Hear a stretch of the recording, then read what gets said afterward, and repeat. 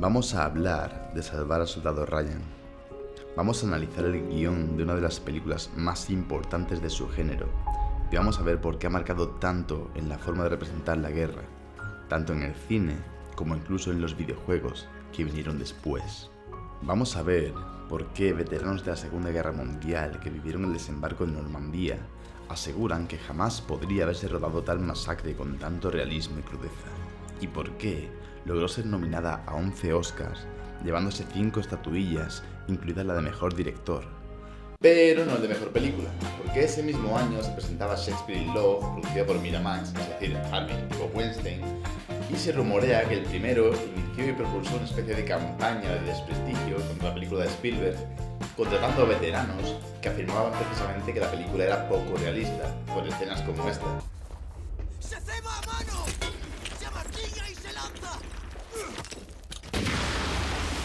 Pero esto es otra historia y todo el mundo sabe que los rumores sobre los Weinstein nunca son verdad. Esta no es la primera película sobre la Segunda Guerra Mundial que dirige Spielberg, y de hecho ni siquiera es la primera película bélica que dirige, porque a los 13 años ya dirigió una.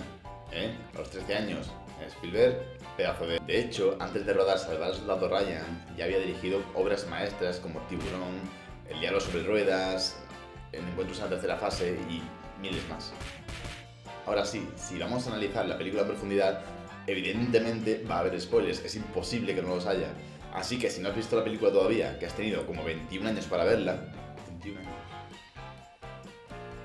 En fin, que es el momento de verla. Dura casi 3 horas, pero es una buena película. La primera escena que vemos no estaba originalmente incluida en el borrador del guión.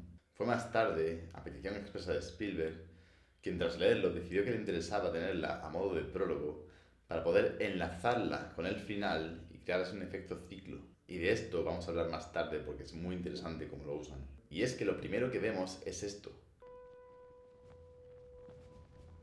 Una bandera estadounidense, pero no es una bandera estadounidense cualquiera. Está a contraluz, descolorida, así que te está indicando que probablemente la historia que vamos a ver esté igual que esta bandera. Y tras esto nos presentan a esta familia que si no sabemos nada de la película podríamos llegar a pensar que es una historia familiar. Pero si algo le gusta a Spielberg es guiar al espectador. Quiere dejarte claro en cada momento quién tiene el protagonismo en cada escena y para ello te enfoca a toda la familia. Pero es que ellos a su vez parecen estar mirando a otra persona. E incluso cuando este tipo cobra algo de protagonismo, al intentar hacer una foto al viejo, esta otra le dice: hey, espérate, que esta no es tu película, ni siquiera es tu escena. Por lo tanto, cuando ya tiene toda nuestra atención, ahora sí, nos muestra al viejo. Pero es que incluso el afable viejecito parece estar mirando otra cosa. Así que nuestra atención como espectador está totalmente absorta en él. Pero va a aprovechar para situarnos en la acción de esta manera. Bandera de Estados Unidos, bandera de Francia. Nos está diciendo que la historia va de estadounidenses en Francia. Sencillo. Y de pronto lo vemos, está en un cementerio. Pero no es un cementerio cualquiera, es un cementerio militar, llenísimo de tumbas de caídos en la Segunda Guerra Mundial. Así que también te acaba de situar en el tiempo. Y cuando por fin el viejecito llega a su objetivo, vemos que se agacha totalmente compungido y la familia lo rodea. Y aquí me gustaría hacer un pequeño inciso, porque hay 3 cosas en esta película que me sacan totalmente de ella. Y esta es una de ellas.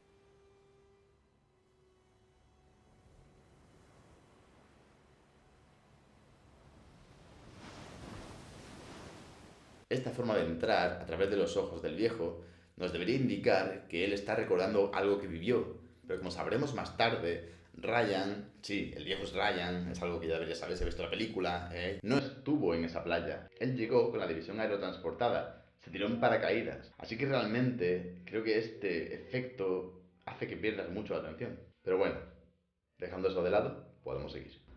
Al que primero nos presentan es el capitán Miller. También nos presentan a su pelotón, y a la historia conjunta de Miller y sus hombres la vamos a llamar trama A. Los hombres de Miller lo tienen completamente idolatrado, no saben nada de su pasado e incluso han hecho apuestas para averiguar de dónde es. Vaya tío, lo adoro. Es el mejor y por ello le encargan las misiones más difíciles.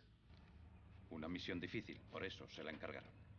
Pero el personaje de Miller es complejo y no tiene absolutamente nada que ver con cómo era el capitán Miller del guión original.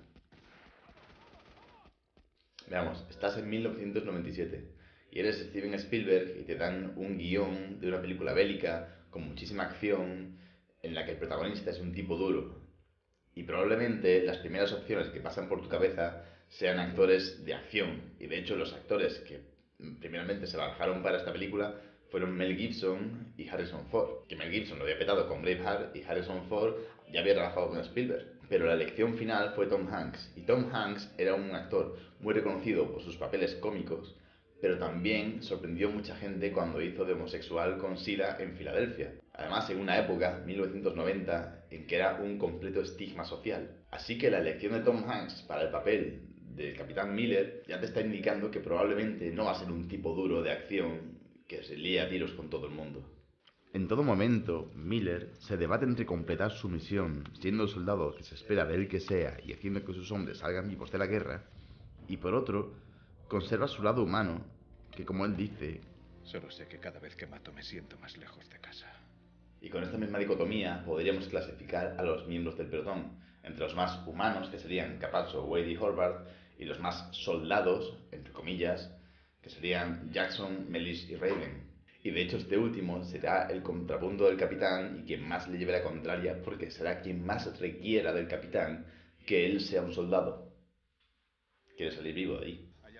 Así que le encargan la misión a Miller, porque recordemos que es el mejor, y este reúne a sus hombres, pero les falta una pieza fundamental, un intérprete que sepa tanto francés como alemán, ya que van a meterse dentro de las líneas enemigas. Y aquí es donde entra el soldado Upham. Un tipo enclenque, tímido, inexperto, que jamás ha entrado en combate y que tiene una visión glorificada de la guerra. No debemos razonar, sino morir por luchar. El hecho de que presente a Upham de manera individual no es casualidad, y es que Upham tiene su propio hilo narrativo, tiene su propia trama, y a la trama B, que es esta, la vamos a llamar Upham contra Upham. Ahora que conocemos todos los personajes, sabemos la situación y sabemos el objetivo, da por terminada la primera parte y vamos al segundo acto de la película. Por lo general, tanto directores como guionistas no quieren que tú te enteres de la estructura de la película mientras estás viendo. Y otro caso, por ejemplo, sería Tarantino, que te pone un pedazo de cartel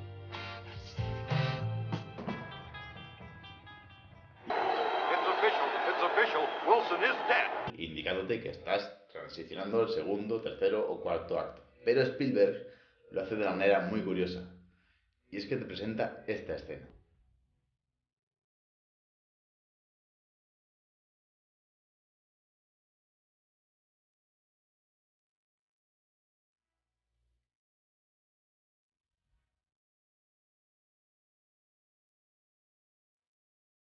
Y esta escena, con tan solo un tiro de cámara, te está indicando que ellos son los protagonistas, que están a contraluz, por tanto es como si tuviesen las cosas en contra, van hacia la oscuridad, que salen de la nada. No se pueden decir más cosas con un solo plano. Todo esto lo hace cuando ya te los ha presentado y los dirige hacia el segundo acto, hacia la visión en sí. Y ahora vamos a hablar precisamente de eso, del tema de la película. El tema es realmente sobre lo que nos habla la película. Pero eso es muy fácil, Ale. Va de un grupo de soldados que tienen que meterse en mitad de la guerra para rescatar a otro y... ¡No! Historia de la película. El tema es la intrahistoria, lo que sustenta a todo. Se plantea una pregunta, que en este caso es esta. ¿Queréis explicarme qué hacemos aquí? O sea, ¿qué sentido tiene arriesgar las vidas de 8 hombres para salvar a uno? Abriéndose un debate que se desarrolla y se larga durante toda la película, abriendo diferentes puntos de vista. Vemos que en la película hay tanto defensores como detractores del tema, y puede que al final sea el propio guionista quien te resuelva el tema, o te deje a ti juzgarlo bajo tu propio criterio. Para empezar, conocemos un poquito más a Upham, el chico al que los malotes del pelotón someten a un bullying constante. Hola. ¿Quieres que te vuele la cabeza, repipi? Está escribiendo un libro. ¿De qué va tu libro? Ojo con el fusil. Lo siento. Verás, en realidad trata de los lazos de fraternidad que surgen entre los soldados durante la guerra. ¿Fraternidad? ¿Qué sabrás tú de fraternidad? ¿De dónde coño? Lo malo es que él no sabe nada de la guerra, ni de los lazos de fraternidad, ni de nada. Por cierto, el tema de la fraternidad en la guerra es algo que a Spielberg y a Tom Hanks les encanta, ya que no hicieron solamente una, sino 2 series sobre el tema. Pero bueno, como ya hemos dicho, Upham tiene un concepto idealizado de la guerra y cita constantemente a grandes prohombres que hablan de ella.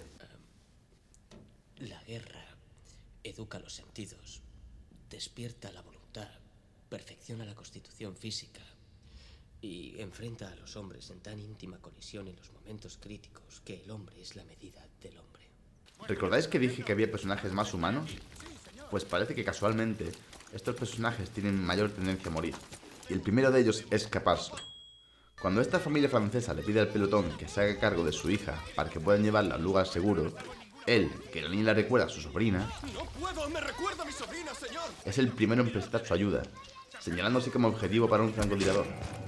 La muerte de Caparzo será el primer varapalo para el grupo y por primera vez vemos a Raven contrariado. Que te follen, Ryan. Para colmo, el grupo recibe un segundo golpe cuando, creyendo que acaban de encontrar al tal Ryan, resulta ser una equivocación y encuentran a Castle. James Francis Ryan, de Iowa. James Frederick Ryan de Minnesota.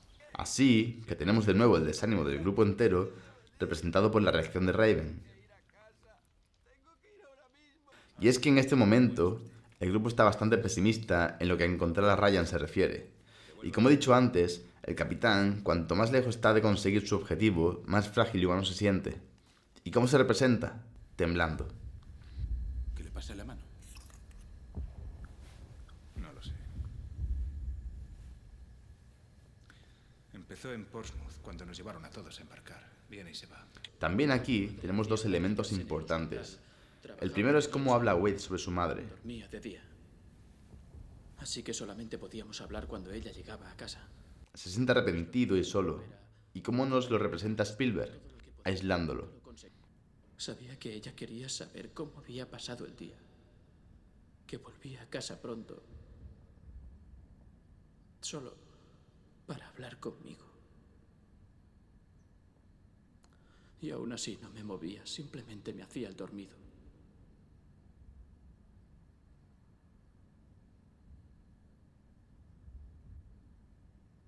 No sé por qué lo hacía.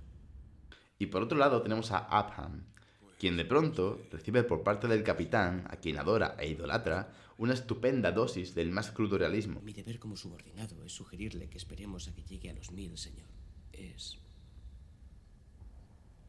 ¿Y si no vivimos hasta entonces? Podemos morir antes. Y esto es importante para Upham porque por primera vez va a dudar realmente de lo glorioso de la guerra. Cuando el grupo encuentra un campamento lleno de heridos y conocen al piloto que llevaba a Ryan, de nuevo, se vuelve a plantear el tema de la película. Era cuesta abajo. 22 hombres muertos. ¿Todo eso por un general? Por un hombre. Suele suceder. Y vemos lo falto de humanidad que están ya los soldados. No os hagáis ilusiones. Porque la chapa de ese cabrón está aquí, Anda, busca. Tenemos que encontrar. Por cierto, ¿habéis visto quiénes son los que se ponen a contar las chapas? ¿Y quién es el que se da cuenta de lo poco ético que es eso? Mirad, tengo un tío. ¿Qué os estáis haciendo? La división entera os está mirando. Esto no son fichas de póker. Entonces incluso el capitán se da cuenta, está perdiendo su humanidad y tira las chapas. Está desesperado y busca a Ryan a gritos. Quizá deberíamos formar dos grupos diferentes y vagar por los bosques como Hansel y Gretel gritando su nombre. Antes o después nos oiría ¡Ryan! Ha perdido toda esperanza. Sin embargo, cuando parece que está todo perdido, llega un pequeño resquicio de luz. Este soldado conoce a Ryan. ¿Conoce a Ryan? Y además nos regala un momento muy divertido porque el pobre está sordo debido a una granada. ¡Le estalló una granada cerca del oído! ¡Le estalló una granada cerca del oído! Spielberg sabe muy bien que para crear tensión debe generar una distensión y lo hace continuamente. Está en mitad de una guerra, pero meter un buen alivio cómico de vez en cuando siempre viene bien. Y lo hace sin perder el tono de la película. Por fin tienen una pista fiable del paradero de Ryan.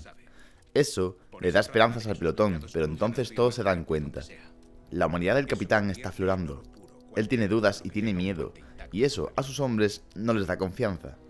Y de hecho, no tardará en ponerse en duda su liderazgo, ya que cuando se encuentren y decidan enfrentarse al nido de ametralladoras, pocos estarán de acuerdo con la idea. Señor, solo quería decir que esto me da mal pálpito. Y aún menos cuando el primero que caiga sea Wade. quien en sus últimos momentos vuelve a recordar a su madre. Quiero irme a casa. Todo esto nos lo muestran desde el punto de vista de Adam.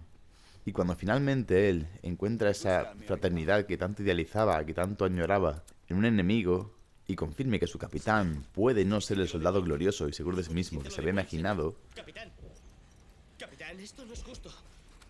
Usted lo sabe. Es un prisionero, se ha rendido. Su mundo se viene abajo, al igual que el de todo el pelotón. Nos toma el pelo. ¿Vamos a dejarle marchar? Es un prisionero, Raven. Todo parece estar perdido. Raven se revela... Espero que mamá Ryan se alegre al saber que la vida de ese cabroncete de Jimmy es más importante que la de 2 de los nuestros. Y eso que aún no le hemos encontrado, ¿verdad? ¿Verdad? Horvath está a punto de pegarle un tiro, y por una vez, la forma de salir de este embrollo es la humanidad del capitán. ¿En cuánto está la porra sobre mí? Expone sus miedos y habla de su origen. ¿En cuánto? ¿En $300? ¿En 300?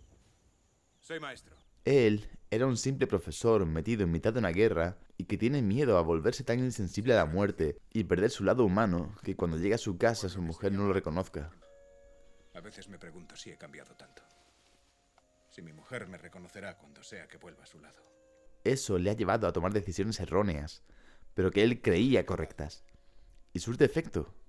De pronto todo el pelotón se contagia de esa idea. Somos soldados, pero no podemos dejar de ser personas. Y ahora sí, por fin encuentran a Ryan. Soldado Ryan, del 506. Soldado Toynbee, tercera del 506. James Francis Ryan. Y lo hacen literalmente con una explosión.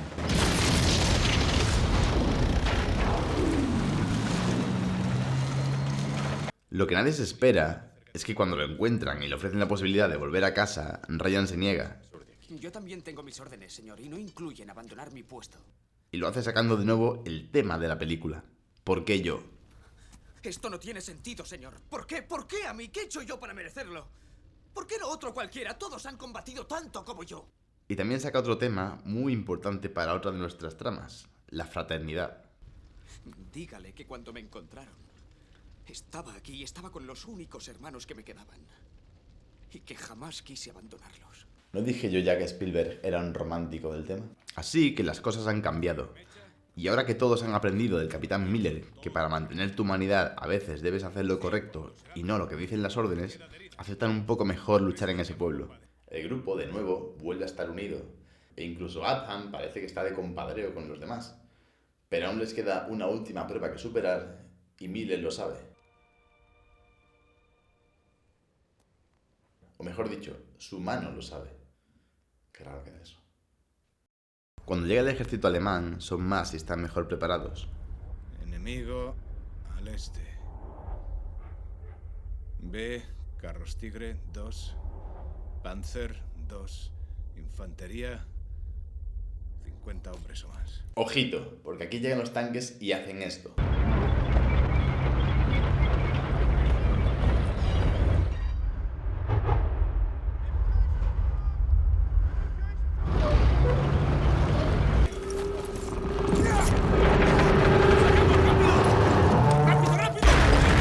¿No os recuerda a esto?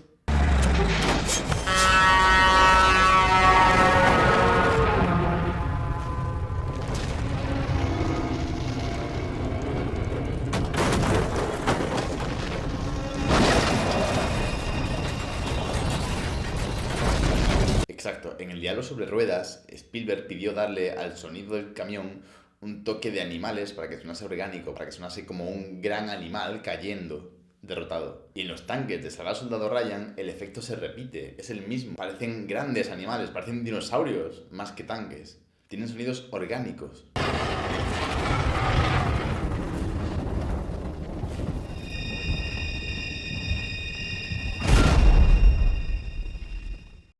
Durante la batalla, tenemos una de las escenas más terribles de la película, la que enfrenta a Adham con la realidad. Nos ponen el sobreaviso cuando hacen a Adham encargado de la munición de gran calibre. Cabo Upham, Sí. aquí no tenemos ametralladora del calibre 30. Puede que Mellish o Jackson la necesiten. Sí, señor. Nos van avisando diciéndonos que a Mellish se le acaba la munición. Jackson ya tiene. Vaya con Mellish.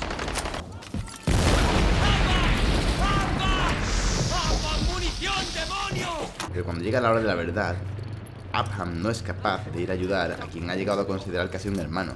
Ya sabéis, la fraternidad y todo eso. Y tenemos una terrible y agónica pelea cuerpo a cuerpo entre Melis y este alemán sobre el cuerpo de este tipo desangrándose.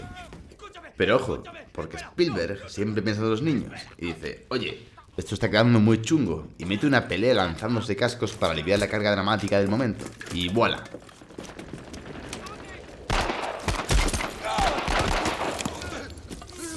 Sin embargo, este pequeño momento cómico no nos saca de la realidad.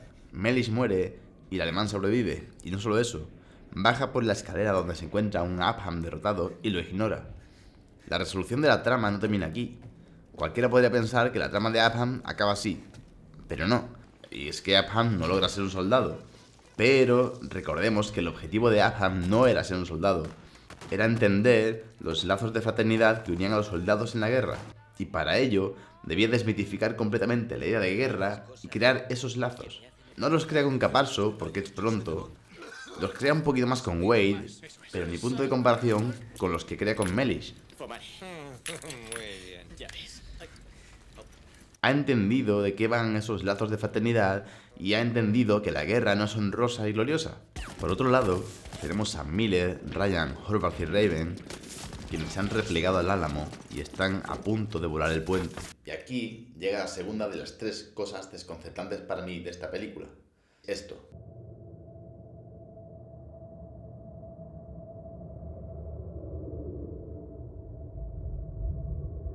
Hay una cosa llamada coherencia de personaje, que básicamente viene a decir que si tu personaje adora el helado de vainilla y en cada escena él diga adoro el helado de vainilla, pido helado de vainilla, lo único que como es helado de vainilla y lo único que hace es eso, a la siguiente escena no hagas que pida un helado de fresa porque sí. Pues esto viene a ser esto. El caso es que Miller lo ve, todo está perdido y le disparan. Con tan mala suerte que el tipo que le dispara es el alemán al que él mismo dejó vivir. Y esto mismo lo verá Upham y le hará escarmentar. Pero Miller no se da por vencido, porque trata de cumplir su misión hasta sus últimas consecuencias. Y entonces...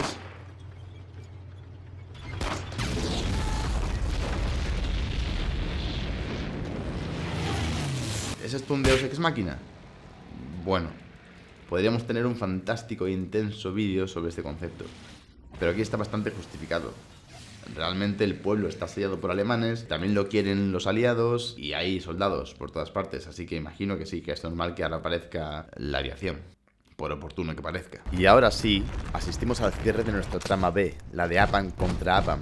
Y es que finalmente parece haber entendido de qué van esos lazos de fraternidad y con quién los ha creado. Y para ello no mata al tipo que se acaba de cargar a su amigo, mata al enemigo con el que también creó un vínculo.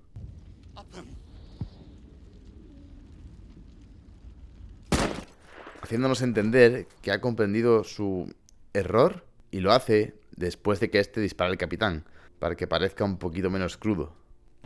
Por otro lado tenemos a Miller moribundo, al que Ryan se acerca y que tras piropear un poco la aviación estadounidense... Son bombarderos antitanques, los P-51. Ángeles de la guarda. Le dice algo importante a este. James, hágase usted digno de esto.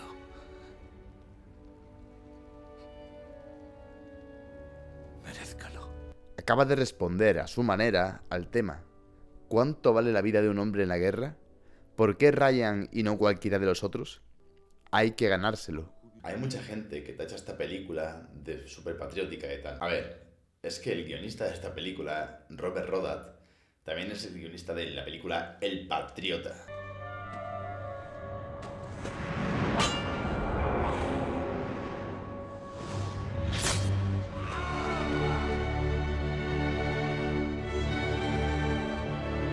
Te lo puedo decir más alto pero no más claro. Por cierto, también es el guionista de Thor, El Mundo Oscuro, la película que hizo que yo dejase de ver las películas de Marvel. Con todo esto, es una película increíble, que merece ser vista y que yo he disfrutado un montón analizando. Hay montones de películas y videojuegos que han venido después y que han bebido directamente de esta. Y eso, que ese mismo año se estrenaba la delgada línea roja, pero que ni de cerca tuvo el impacto en la cultura popular que tuvo esta. Y nada, si os ha gustado el análisis, espero que me dejéis en los comentarios y me indiquéis si os gusta, si no os gusta, qué os parece, qué pensáis vosotros, si es más o menos acertado y qué opináis.